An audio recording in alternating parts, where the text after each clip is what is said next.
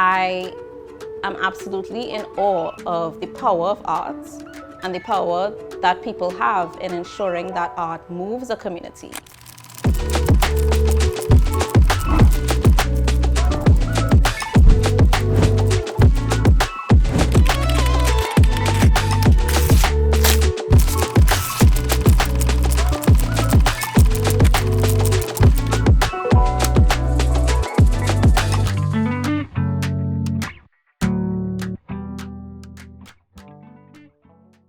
My name is Nneka Jones. I'm a multidisciplinary artist. I create art that ranges from small, intricate pieces to large-scale murals. Probably around the age of 5, I realized that I just love doing things with my hands.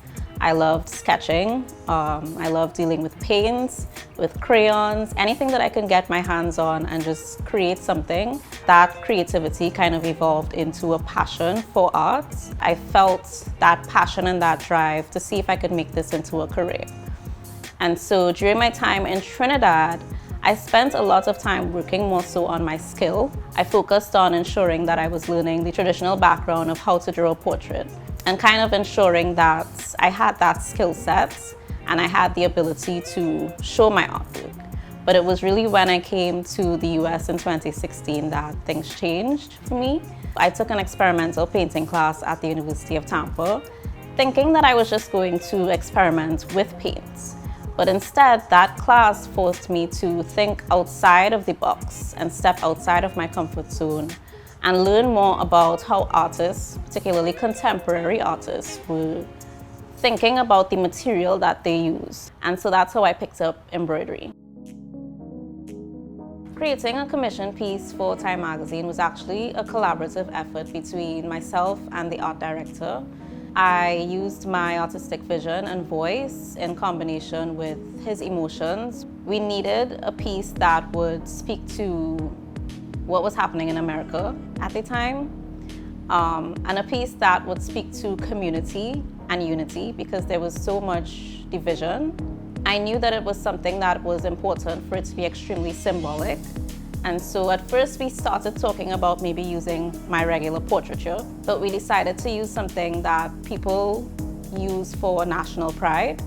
And so using the American flag, but redefining and kind of revamping the flag so that it is actually left incomplete. So if you look at the cover, the needle is still left in the embroidery itself. Each stitch was kind of intentional in bringing back that community and ensuring that people know that we're not done. And that's the point of the needle being left in the canvas. That's the point of it being incomplete because that work isn't finished. There's so much more work that's left to do. And again, it's a community effort. The Arts Council has provided me with an opportunity to propel my career and not remain stagnant as an artist. I've had many people come up to me and ask about how do you, one, get started as an artist, but how do you also continue and ensure that you're developing, ensure that you're improving, ensure that you're expanding. And for me, as an artist, it's important to have the right tools and equipment and material. So with the Art Council providing grants, it allows me to invest in myself and invest in my business.